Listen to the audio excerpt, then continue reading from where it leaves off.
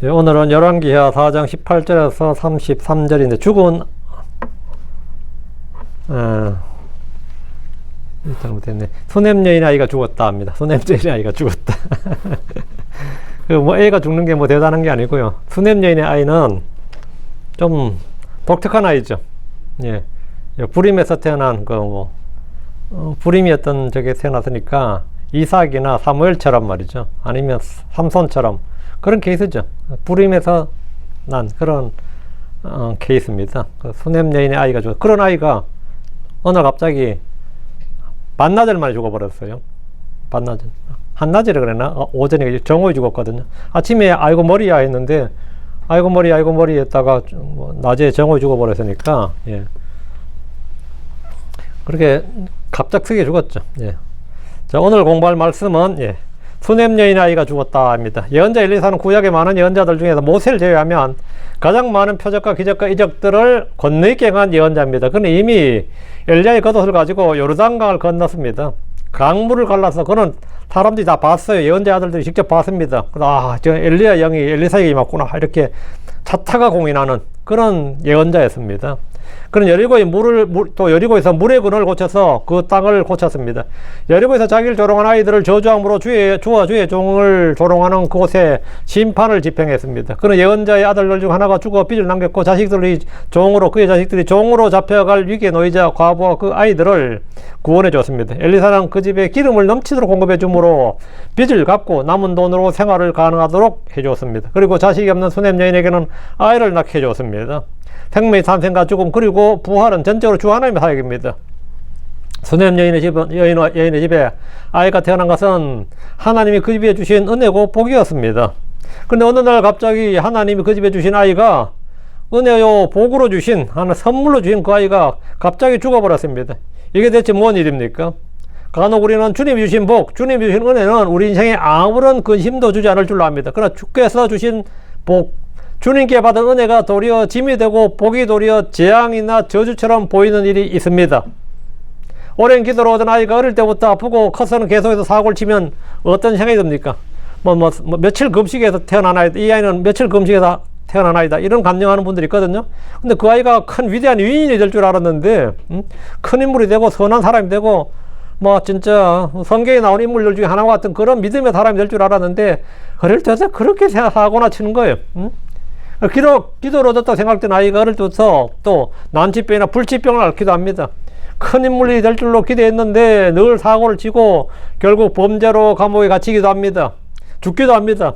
하나님 주셨다고 확신하고 있는데 확신했는데 그래서 성경에 따라 이름을 성경에 따라 요한이라고 짓기도 하고, 성경 인물들 중에 하나를 찾아가지고, 하은이라 짓기도 하고, 하나님의 은혜 이런 뜻이에요, 그게. 주은이라니까, 주님의 은혜라 하고, 은주라 그래서 은혜의 주님이라고 별의 이름 다 있잖아요. 합하면. 찬송이라 짓기도 하고, 찬양이라 짓기도 하고, 찬주라 짓기도 하고, 그래요. 저희 집에도 다 한번 성경에 따라 하나 지었지. 그렇게 지었어요. 그 예송이라 짓기도 하고, 우리 그래요. 예수님을 찬송하라고. 그렇게 다 이렇게 지어가지고, 그래가지고 참 그렇게 기대를 하는 거예요. 이름에는 기대가 담긴 거예요. 누가 자기 아들 이름을 나발이라고 짓겠어요? 그런지 않을 거 아니에요. 근데 하나님 주셨다고 성경에 따라 아예 이름을 지었는데 그 아이가 하는 짓은 마귀 새끼가 따로 없습니다. 그런 경우가 있어요. 얼마나 황당하겠습니까? 그럼 우리가 분명히 아는 것은 하나님은 실패가 없다는 사실입니다.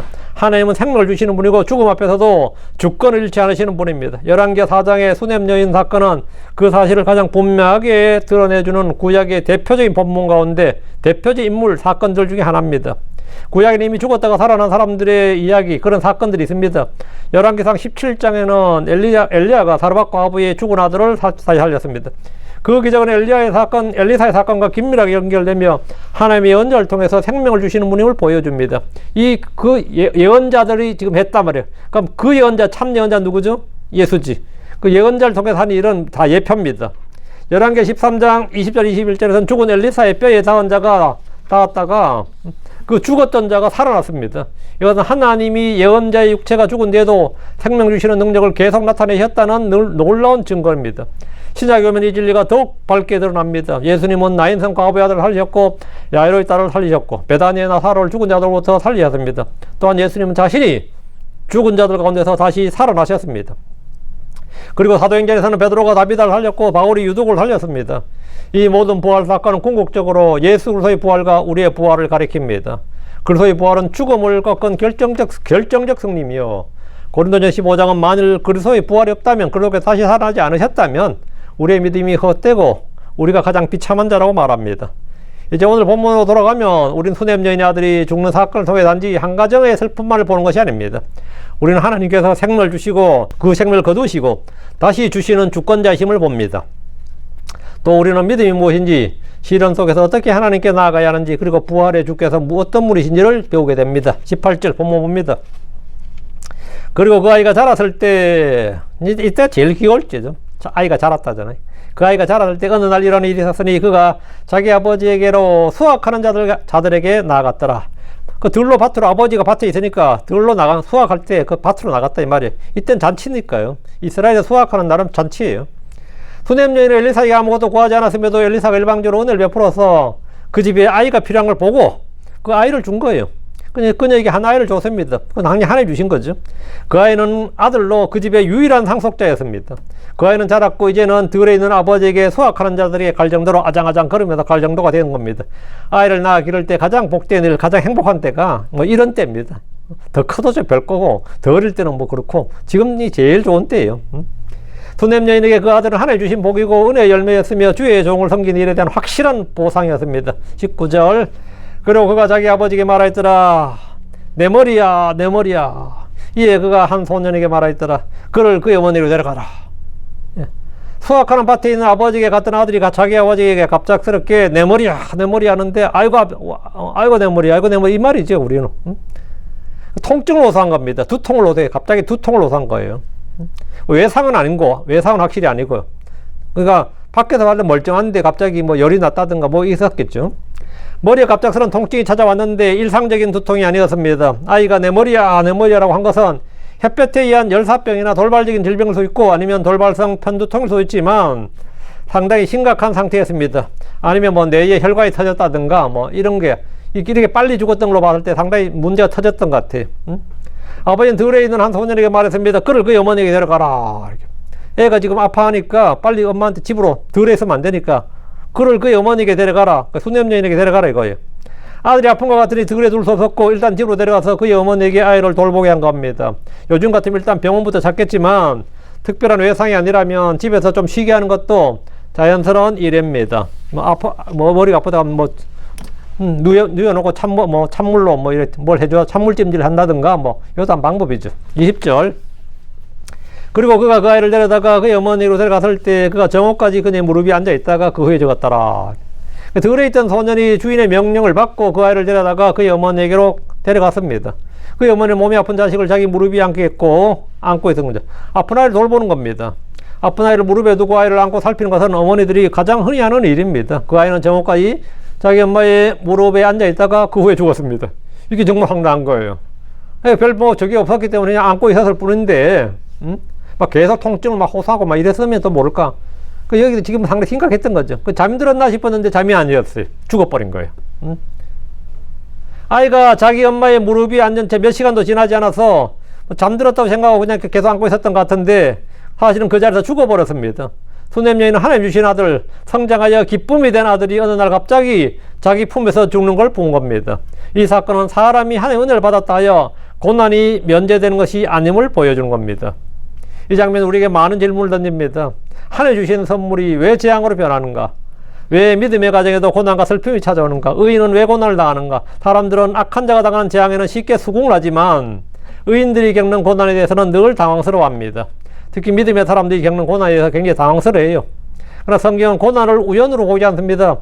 하나님은 때로 은혜의 선물을 주신 것을 다시 거둠으로써 우리를 더 깊은 신뢰로 부르십니다.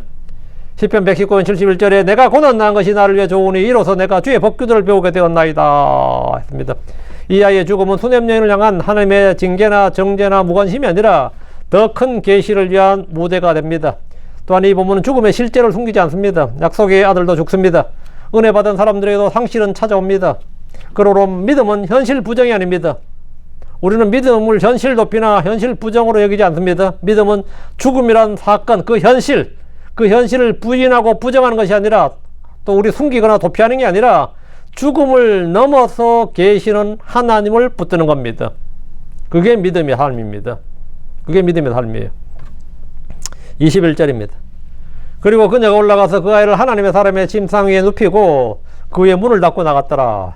수냄 여인은 자기 아들이 죽자 그 아이를 하나님의 사람 엘리사의 침상 위에 눕히고 문을 닫았습니다. 이것은 그녀의 단순한 행동이 아닙니다. 그녀는 자기 아들을 하나님께 세우신 사람의 자리 위에 올려놨습니다. 이것은 그녀가 취한 믿음의 행위였습니다. 그녀는 죽은 아이를 바로 무덤에 묻지 않았고 또한 사람들에게 노출하지도 않았습니다. 우리 아들 죽었다고 막 울고불고 하고 막 죄를 뿌리고 뭐 이러면 다 세상 사람 다 알죠. 그러면 뭐 들에서 일하던 아버지 돌아와야 되고 일꾼들 다 돌아오겠죠. 들에서 수확하는데 지금 오늘 잔칫날에 다름없는데 주인 집 아들이 죽었다 해봐요. 난리 나는 거지. 그녀는 이 문제를 주께로 가져갔습니다. 구약에서 사람이 자신의 문제를 하나님께로 가져가는 방법은, 가장 흔한 방법은 주의 성소로 가는 겁니다. 주의 성소로 갈 때 그는 주께로 갔다 그래요. 하나는 자신의 뿌린 문제를 들고 성소로 가서 기도했습니다. 또 하나는 주의 예언자나 제사장들에게 가는 일입니다. 주의 예언자나 제사장을 찾아가는 일이에요. 수냄 여인은 아들이 죽자 그 아이를 엘리야의 방으로 데려가서 그의 짐상 위에 눕히고 문을 닫고 나갔습니다. 그녀는 지금 엘리사와 죽은 아이의 장례식을 논의하러 가는 게 아닙니다. 그는 엘리사를 통해 온 이 아이가, 엘리사를 통해 이 아이가 왔기에 엘리사에게 그 아이를 돌려준 겁니다. 수냄 여인은 하나님의 사람 엘리사에게 자기의 사정과 일을 맡긴 겁니다. 우리는 우리의 사정을 주께 맡기게 됩니다. 욥기 5장 8절에 나는 하나님께 구하겠고 나는 하나님께 내 사정을 맡기리라 했습니다. 나는 하나님께 구하겠고 나는 하나님께 내 사정을 맡기리라. 욥은 그랬습니다. 욥은 그렇게 했어요. 우리도 그렇게 해야 됩니다. 22절입니다. 그리고 그녀가 자기 남편을 불러 말하였더라. 내가 당신께 청하오니 젊은이들 중 하나와 나귀들 중 하나를 내게 보내소서. 내가 하나님의 사람에게 달려갔다가 다시 돌아오리이다. 내가 하나님의 사람에게 달려갔다가, 이 말은 엘리사에 갔다가 이 말이에요. 엘리사의 별명이 뭐예요? 하나님의 사람, 아니면 하나님의 언자입니다. 그럼 그렇게 불렸습니다. 수냄 여인은 일단 자기 남편을 불러 말했습니다. 그녀는 자기 남편에게 죽은 자식 이야기를 하지 않고 젊은이 하나와 나귀 하나를 달라고 요청합니다. 내가 당신께 청하오니 젊은이들 중 하나와 나귀들 중 하나를 내게 보내소서. 그녀는 지금 속히 엘리사에게 달려가려는 겁니다. 엘리사가 집에 돌아올 때까지 기다린 것이 아니라 아이의 죽음을 신속하게 예언자에게 알리려는 겁니다. 복음서에 보면 병이 든 자들의 아버지나 어머니는 속히 주님을 찾아와 부르짖습니다. 대부분 다 그렇죠. 병자들을 직접 데리고 오기도 합니다. 그들은 주 예수님이 하나님 아들이고 그 병을 고칠 수 있는 분이심을 알았고 믿었기 때문입니다. 병자들 중에서 서로 찾아와 치유를 구하게 되었습니다. 그런 사람들은 왜 주님께 오느냐? 주님이 하나님 아들이심을 믿었고 그 병을 치유할 수 있다고 믿었기 때문입니다. 다른 이유가 없습니다. 그럼 수냄 여인이 엘리사에게 왜 가느냐? 믿었기 때문입니다. 이 사람이 하나님 사람이고 뭔가를 할 수 있다고 믿었기 때문이에요. 믿지 않으면 할 수 없습니다. 믿지 않으면 찾지 않고 구하지 않고 찾아가지 않아요. 주께 나온 사람들 중에서 고침을 받지 못한 사람이 없습니다. 여러분들 중에 병자들이 있으면 주께 구하십시오. 교회 장로들을 부르십시오. 의사도 아닌 교회 장로를 불러 뭔 소용이 있겠느냐 싶으면 그냥 병원으로 가시면 돼요. 그냥 병원 가면 되고, 난 성경에 따라서 교회 장로를 부르겠다면 부르면 되는 겁니다. 근데 뭐 이 아예 아픈데 뭔 교회 장로가 왜 필요하냐, 목사가 왜 필요하냐 그러면 안 부르면 되는 거죠. 안 부르겠지. 그냥 병원으로 가면 돼요. 그럼 사람 다 자기 믿음대로 하는 겁니다. 믿음대로 하는 거. 소용없다고 믿으면 안 하는 거고 소용있다고 믿으면 하게 돼 있어요. 주의 말씀을 믿는다면 믿는 대로 행하면 됩니다. 우리는 우리 가운데 병든 자들이 있으면 기도해야 됩니다. 야고보서 5장 14절 16절에 너희 가운데 어떤 병든 자가 있느냐 그는 교회 장로들을 부를 것이요 그리고 그들은 그에게 주의 이름으로 기름을 부으며 그들은 그를 위해 기도할지니라.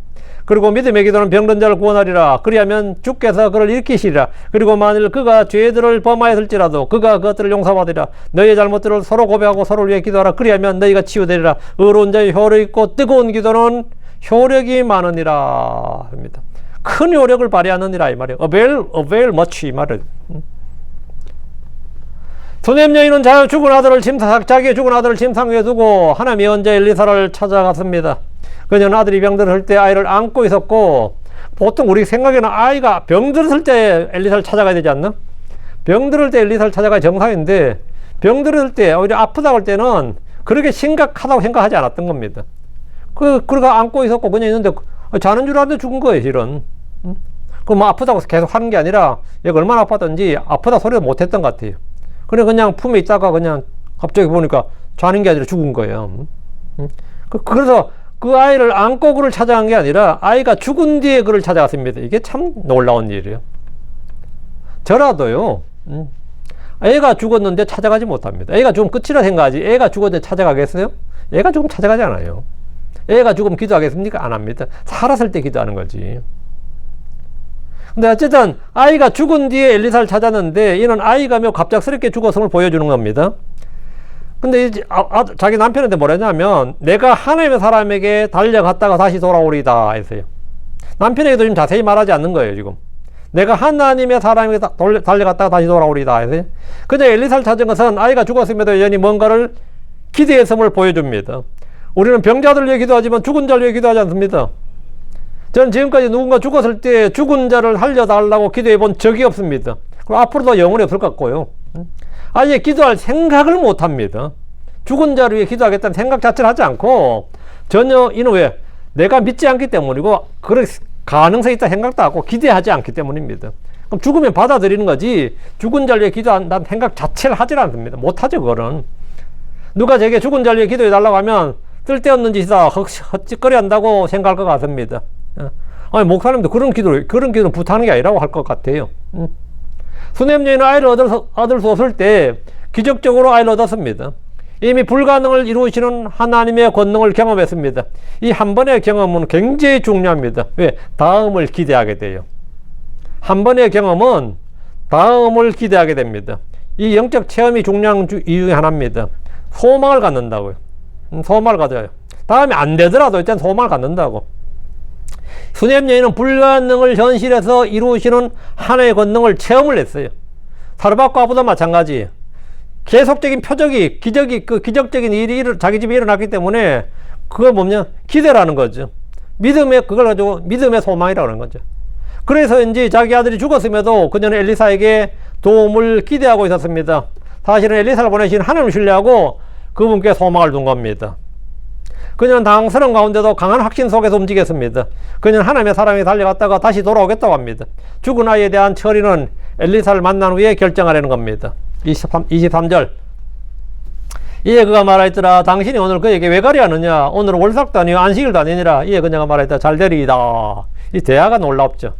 이에 그가 말하였더라. 남편은 지금 오늘 그에게 왜 가려냐? 하나님 사람이 왜 갔냐요? 오늘은 월삭도 아니고 안식일도 아니니라. 오늘은 하나님 사람 찾아갈 일이 뭐가 있냐? 뭔 일이냐? 그럼 애가 죽었잖아요. 애가 병들었잖아요.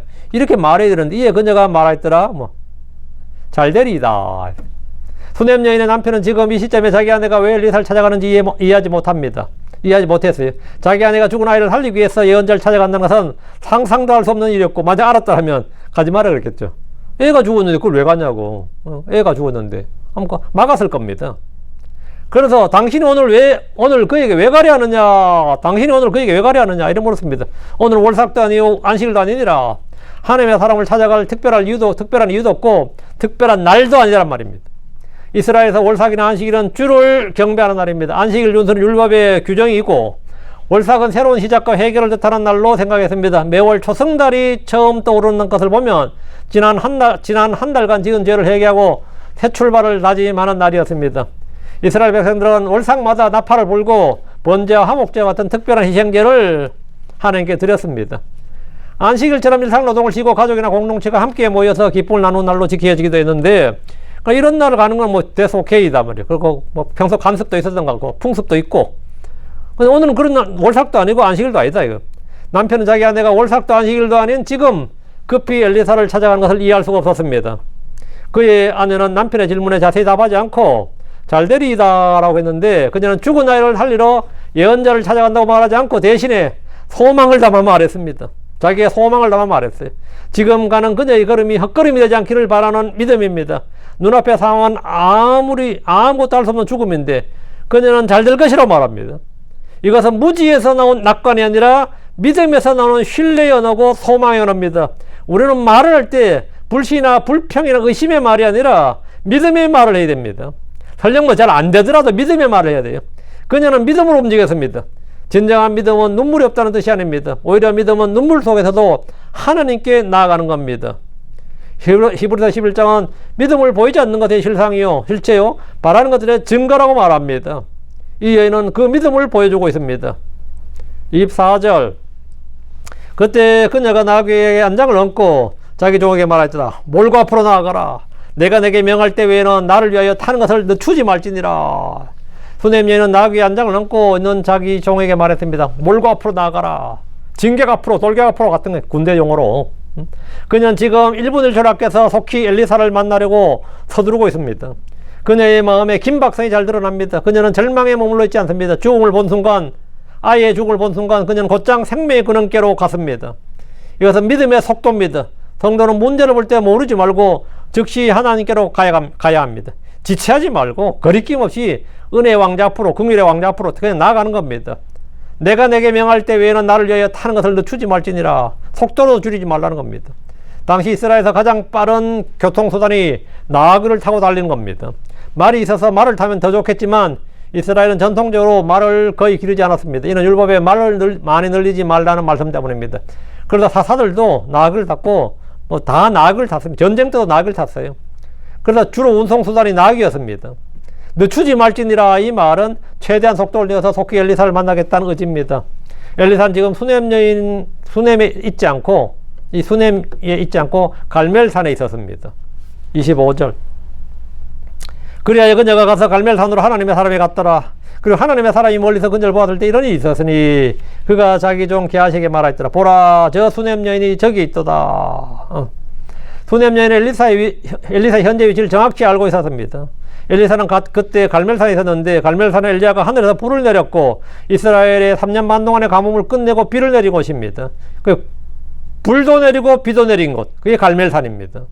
엘리야는 하늘의 주 하나님께 기도함으로써 온 이스라엘에 누가 주 이스라엘 하나님인지를 선포했고 바알의 예언자들을 죽인 곳 거기 갈멜산입니다. 엘리사가 갈멜산에 있는 것은 이상한 일이 아닙니다. 엘리사는 나귀를 타고 전속력으로 달려오는 수넴 여인을 멀리서 봤습니다. 그리고 하나님의 사람이 멀리서 그녀를 보았을 때 이런 일이 있었으니 하나님의 사람이 멀리서 그녀를 보았대요.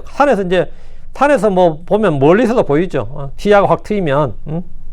엘리사는 멀리서 그녀를 알아봅니다. 이것은 예언자의 영적 민감성을 보여줍니다. 하나님이 함께 하시는 사람은 종종 멀리서도 누군가의 짐을 느낍니다. 엘리사는 그 수넴 여인이 평소와 다른 무엇으로 오고 있음을 쉽게 알아차렸습니다. 뭔가 급한 일이 터졌구나. 저렇게 속도를 내고 오는 거 보니까 나귀 타고 오는 거 보니까 뭔가 일이 터졌구나 이런 생각을 하는 것은 전혀 어렵지 않습니다. 엘리사는 자기 종 게하시에게 말했습니다. 보라 저 수넴 여인이 저기 있도다. 게하시도 나귀를 타고 달려오는 수넴 여인을 수넴 여인을 보았는데 게하시를 그녀에게 보내서 맞도록 했습니다. 26절 지금 달리라. 내가 내게 청컨대 그녀를 만나 그녀에게 말하라. 너는 잘 있느냐? 내 남편은 잘 있느냐? 그 아이는 잘 있느냐? 이에 그녀가 대답하였더라. 평안하니이다. 이 대화가 참 지금 달리라. 이건 엘리사가 게하시에게 한 말이고요. 내가 내게 청컨대 그녀를 만나 그녀 말하라. 물으라 보라 말이죠. 너는 잘 있느냐? 네 문제 때문에 왔느냐? 내 남편은 잘 있느냐? 남편 문제냐? 그 아이는 잘 있느냐? 아이 문제냐? 이 가족이 문제 터졌다는 건 직감한 거죠. 이에 그녀가 대답하였더라. 평안하니이다. 엘리사는 수넴 여인의 다급함을 보면서 자신도 서둘렀습니다. 지금 달리라. 내가 내게 청컨대 그녀를 만나 그녀에게 말하라. 급히 다가오는 수넴 여인에게 엘리사는 느긋하게 앉아 기다리지 않고 서둘러 게하시를 보내서 응답을 보냈습니다. 답을 알아오도록 물어보냈어요. 게하시는 그녀에게 너는 잘 있느냐? 내 남편은 잘 있느냐? 그 아이는 잘 있느냐? 이건 엘리사가 알고 싶어하는 거, 엘리사의 말을 지금 말하는 거죠. 물었어요. 엘리사님이 그녀의 가족 중에 누가 문제가 있다고 생각했음이 분명합니다. 너는 잘 있느냐? 내 남편은 잘 있느냐? 그 아이는 잘 있느냐? 가족 모두의 안부를 차례대로 물은 겁니다. 그럼 이에 대한 답은 잘 있지 못한 아이다 하죠. 이에 대한 답은 잘 있지 못한 아이다. 이게 정답이에요. 일이 터졌으면 아주 잘 있으면 왜 왔겠어요. 그 아이가 아침에 들에 나갔다가 병이 들어 정오에 죽었습니다. 이렇게 답해야죠. 지금 그 일로 지금 갈멜산까지 달려오는 중입니다. 근데 그녀는 답이 뭐냐면 평안하니다 이랬어요. 남편은 몰라서 평안하고 애는 죽어서 평안하고 자기는 지금 안 평안하지. 근데 평안하니이다 이랬습니다. 이것은 단지 예의가 아닙니다. 그녀는 사건의 중심을 하지 말하지 않았습니다. 왜냐하면 지금도 그녀의 목적은 설명이 아니라 엘리사에게 닿는 것이기 때문입니다. 지금 게하시하고 시간 끊어 말할 이야기 아니란 말이에요. 게하시는 그냥 몰라도 되는 거예요.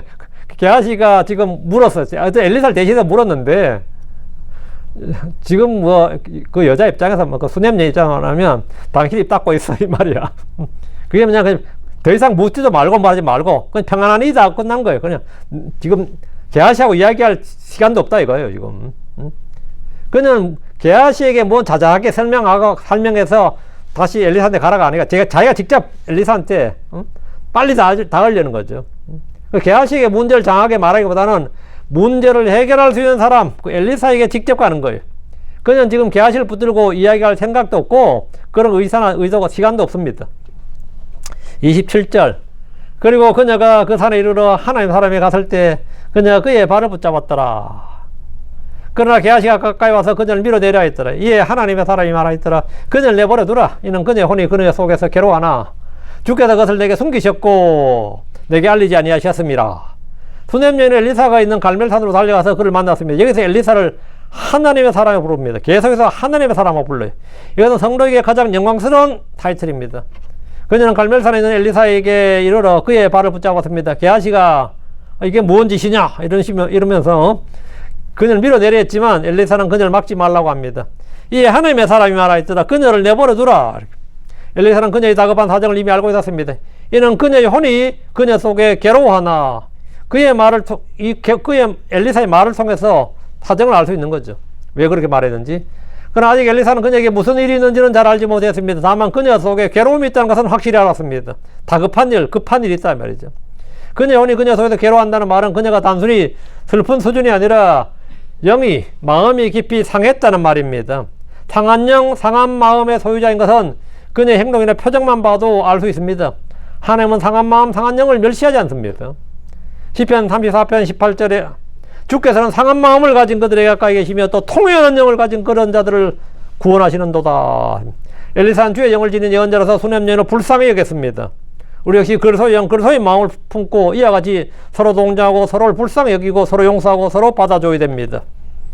엘리사는 주께서 그것을 내게 숨기셨고, 그것이 뭐냐면 지금 수냄 여인이 온 이 사정을 숨기셨고 이 말이에요. 내게 알리지 아니하셨습니다.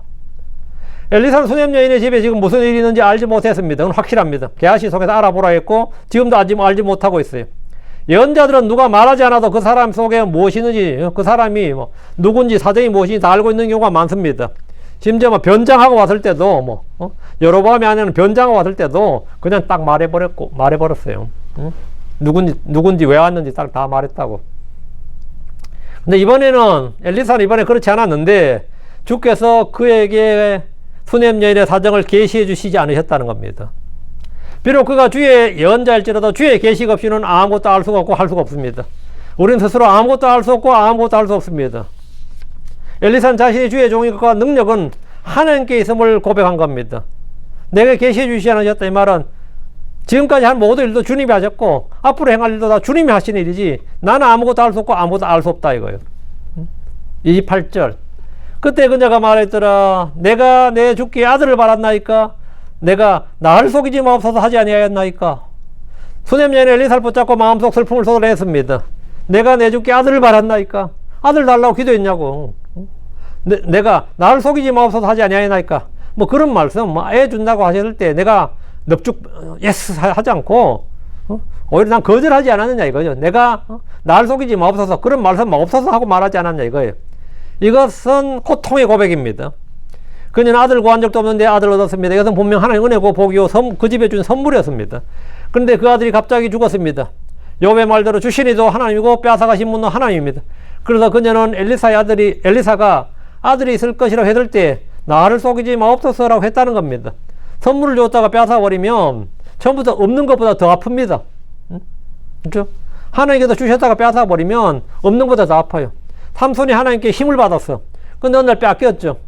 자기 잘못을 뺏겼지만 그 힘이 있던 사람이 힘이 없었을 때 그 사람 상실감 어땠을 것 같아요?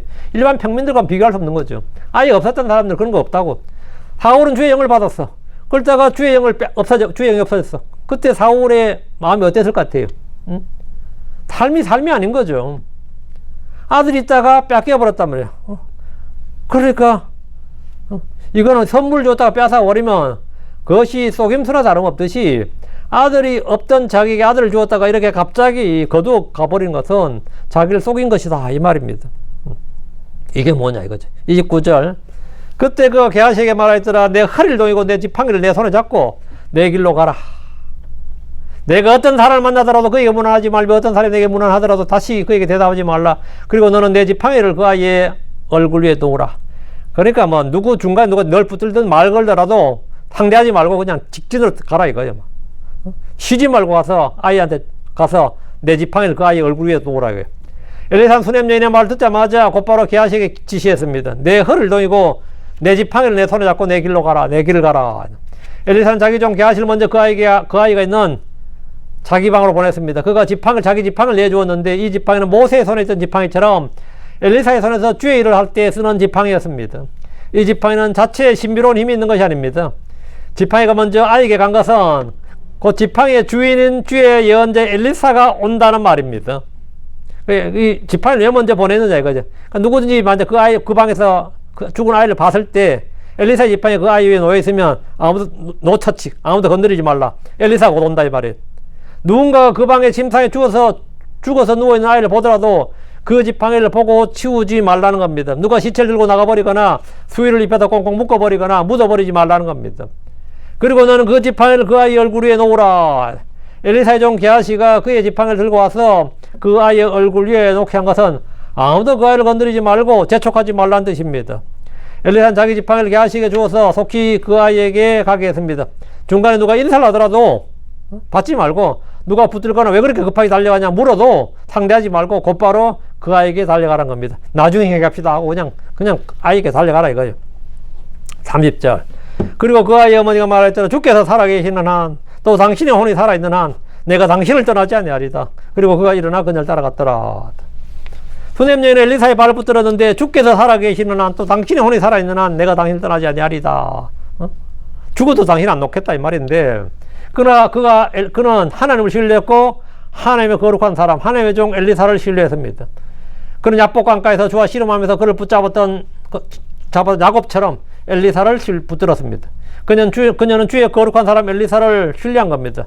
이는 엘리사가 하나님의 거룩한 사람이요 하나님께 기도하고 하나님의 권능으로 일할 수 있는 사람으로 알고 믿었기 때문입니다. 엘리사가 일어나서 그녀를 따라갔습니다. 오늘 성도들이 목사들을 찾지 않는 것은 그들을 찾아도 아무런 답이 없고 소용이 없다는 걸 알기 때문입니다. 목사 찾아서 뭐하게 이러잖아요. 주의 사역자들이 뭔가 잘 할 수 있다는 믿음이나 기대가 있다면 일 터지면 가장 먼저 목사를 찾을 겁니다. 제일 먼저 교회에 오거나 가장 먼저 연락할 겁니다.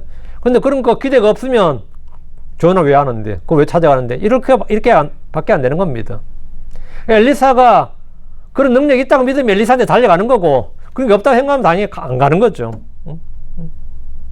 누가 기도하면 좀 더 그래서 목사님이 기도하면 좀 낫지 않을까 싶은 그런 기대감이라 있으면 기도해달라 그래요. 근데 뭐 그 사람이 기도한다고 뭐 더 나을 게 뭐 있나 이런 당연히 알리지도 않는 거지.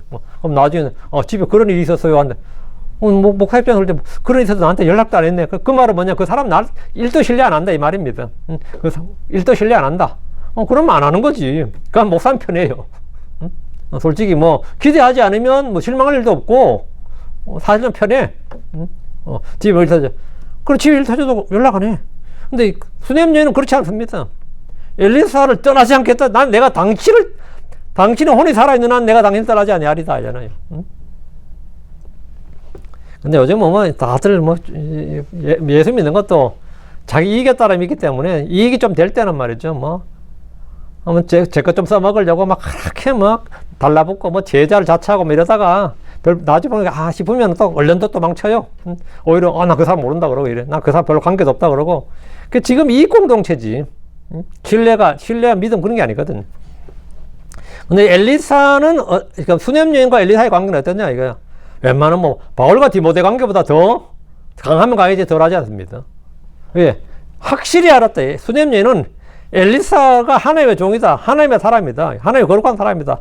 100% 믿은 거죠. 31절입니다. 그리고 게하시가 그들보다 앞서 지나가서 그 지팡이를 그 아이의 얼굴 위에 놓았더라. 그러나 소리도 없고 듣지도 못하더라. 그러고 그가 다시 그를 만나러 돌아가서 그에게 말하였더라. 그 아이가 깨어나지 아니하였나이다. 이 게하시의 말이 뭔지 알겠죠? 게하시는 상당히 기대한 거예요. 응? 자기 스승의 그 엘리사의 그 지팡이를 아이 얼굴에 딱 놨을 때 뭔가 반응이 있을 줄로 생각했는데, 뭔가 기적이 일어날 걸로 생각했는데, 뭐 상당히 기대하고 나왔는데 소리도 없고 숨소리도 없었다 이 말이죠. 심장 소리도 없고 듣지도 못했더라. 뭐 신음 소리가 전혀 없었고. 그러니까 돌아가가지고 다시 돌아가서 엘리사에게 말한 거예요.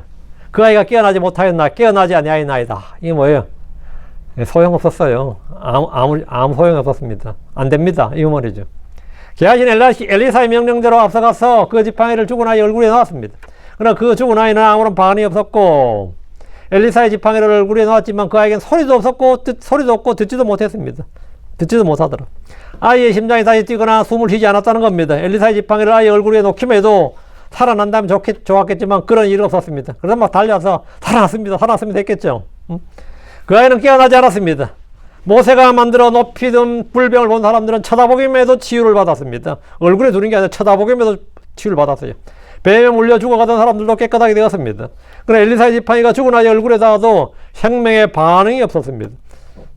상징이나 형상을 만들어 신앙으로 삼고자 하는 것은 육신의 본성입니다. 그래서 크리스천들도 십자가 형상을 만들어 벽에 걸어두고 그 앞에서 기도하는 분들이 많습니다. 외적 도구나 상징물은 생명을 만들거나 능력을 발휘하지 않습니다. 하나님의 직접적인 임재와 능력이 필요합니다. 죽은 자를 살리는 것은 방법이 아니라 하나님 자신입니다. 게하시는 지팡이를 둘 때 뭔가를 기대했던 것이 분명합니다. 그러나 기대는 실망으로 바뀌었습니다. 31절 그러므로 그가 다시 그를 만나러 돌아가서 그에게 말하였더라. 게하시의 역할은 스승의 지팡이를 아이의 얼굴에 두는 것까지입니다. 그는 돌아가서 아이가 깨어나지 아니하였나이다 이렇게 보고 있습니다. 그는 이거 놓으면 아이가 깨어날 줄 생각을 했던 것 같아요. 32절 이 엘리사가 집에 들어갔더니 보라 그 아이가 죽어서 자기 침상에 누워있더라. 이미 게하시의 보고를 받은 엘리사는 집에 들어가서 아이의 죽음을 확인했습니다. 보라 그 아이가 죽어서 자기 침상에 누워있더라. 율법에 따르면 죽은 아이가 그의 침상에 누워있다면 이제 엘리사의 침상은 부정한 것이 됩니다. 그의 지팡이도 부정합니다. 엘리사가 죽은 아이를 만지면 7일 동안 부정하게 되고 암송아지의 죄를 섞은 정결하게 하는 물을 뿌려야만 정결하게 될 수 있습니다. 사체를 만진 사람 의복을 빨고 물로 몸을 씻어야 됩니다. 이미 그의 어머니는 아이를 안고 그의 침상 위에 올려두었습니다. 이것이 산자가 죽은 사람이 할 수 있는 일의 전부입니다. 병원 의사들도 사람이 죽으면 사망 선고를 하고 진단서 떼주고 영안실로 옮기라는 것이 할 수 있는 일 전부입니다. 그러나 엘리사는 죽은 아이를 살리고자 했습니다. 33절 그러므로 그가 들어가 그 둘 위로 문을 닫고 죽게 기도하였더라. 사람이 죽으면 사람이 할 수 있는 일이야 산자들이 할 수 있는 일은 묻는 것밖에 없습니다. 그런데 엘리사는 죽은 자를 위해 기도하고 있습니다. 이것은 이단교회들이 하는 사자를 위한 기도, 죽은 자를 위한 기도가 아닙니다. 엘리사는 죽은 아이가 더 좋은 곳으로 가라고 복을 비는 것이 아닙니다. 죽은 자를 위한 침례라는 것도 아니고 죽은 자를 대체한 침례도 아니고요. 엘리사는 방에 들어가 문을 닫고 죽게 기도했습니다. 기적은 엘리사의 능력에서 나온 것이 아니라 기도 가운데 하나님의 응답으로 나오는 겁니다. 엘리사는 말보다 기도하는 사람이었고 능력보다 하나님을 의지하는 사람입니다. 문을 닫는 행위는 외적 방해를 끊고 하나님께 집중하기 위해서입니다. 이 부분은 단지 옛날 옛적의 이야기가 아닙니다. 오늘 우리에게도 살아있는 말씀입니다. 첫째, 하나님은 죽은 자를 살리시는 분입니다. 이것은 육체적 죽음만이 아니라 영적 죽음도 해당됩니다. 죄 가운데 죽었던 우리를, 죄와 허물 가운데 죽었던 우리를 주님은 살리십니다. 병든 몸도 살리시고 병든 혼도 마음도 살리십니다. 상처난 혼도 마음도 다 주님은 깨끗하고 살릴 수 있습니다. 오늘 우리도 문제를 무슨 문제 있으면 살리시는 주님, 되살리시는 우리를 되살리시고 부흥케 하시는, 소생케 하시는 주님께로 가야 됩니다. 둘째, 믿음은 문제를 하나님께 가져가는 겁니다. 손님 여인은 사람들에게 말하지 않고 엘리사에 갔습니다. 오늘 우리도 문제를 제일 먼저 하나님께 가져와야 됩니다. 기도는 마지막 수단이 아니라 첫 번째 반응해야 됩니다. 최후의 수단으로 기도하는 게 아닙니다. 첫 번째 반응이 기도입니다. 첫 번째 반응이. 셋째, 하나님의 사람도 한계가 있습니다. 엘리사는 스스로 능력자가 아니라 하나님께 의존하는 종입니다. 이것은 성도의 삶의 본질입니다. 사람은 도구일 뿐이고 하나님만이 생명과 권능을 주십니다. 넷째, 생명은 점점 회복되는 것처럼 보일 수 있지만 결국 하나님은 완전하게 회복하십니다. 아이가 처음에는 반이 없었지만 마침내 눈을 떴습니다. 하나님은 부분적이 아니라 충분한 회복을 주십니다. 다섯째, 이 모든 사건은 예수 그리스도를 가리킵니다. 예수님은 죽음의 권세를 깨신 참 부활이십니다. 나는 부활이요. 주님이 부활이십니다. 고린도전서 15장 20절은 그리스도께서 죽은 자 가운데서 살아나 잠자는 자들의 첫 열매가 잠든 자들의 첫 열매가 되셨다고 말합니다. 엘리사의 기적은 그리스도 안에서 완성될 생명의 능력의 그림자 예표입니다. 지금 열왕기하 18장부터 33절 이 본문은 슬픔으로 시작해서 경배로 끝나는 겁니다. 죽음으로 시작하여 생명으로 끝나는 겁니다. 상실로 시작해서 회복으로 끝납니다. 이 부분은 하나님이 주시는 은혜가 얼마나 실제적인지 또 죽음을 이기시는 권능이 얼마나 확실한지를 보여줍니다. 오늘 우리의 삶에도 죽음 같은 영역이 있고 죽음의 그림자, 사망의 음침한 골짜기가, 어두운 골짜기가 있습니다. 희망이 식은 자리, 아무것도 바랄 게 없는 자리가 있어요.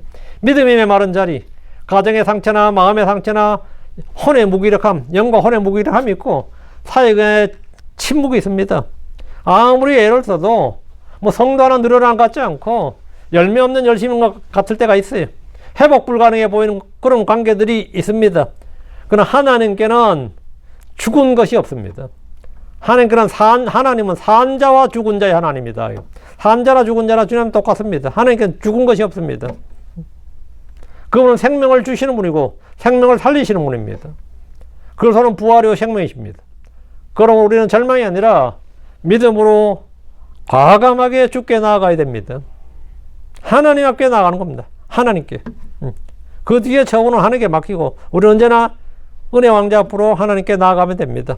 이제 애가 살아난 장면부터 다음 시간에는 주님 죽음을 생명으로 바꾸는 두 가지 기적이 나오는데 독이 있나이다, 죽음이 있나이다, 소단에 죽음이 있나이다, 이 장면까지 다음 시간에 같이 하도록 하고 오늘 여기까지 수냄 여인의 아이가 죽었다. 그 아이가 죽었는데 그걸 어떡하라고요? 예. 엘리사가 살린다. 하나님의 종은 살린다. 우리는 모두 생명을 살리는 사역자입니다. 우리는 생명의 말씀을 맡은 생명의 사역자들이다. 그래서 저들은 엘리사 같은 그런 표적을 못 삼을지 몰라도 우리는 영적으로는 생명을 살리는 사역자들이다. 예. 자신의 정체성을 잘 아시고 또 믿음으로 매사의 모든 일에 믿음으로 주께 나아가시길 바랍니다. 어려움을 당할 때 수냄 여인이 자기네 애를 살려서도 엘리사는 찾아갈 수 있었잖아요.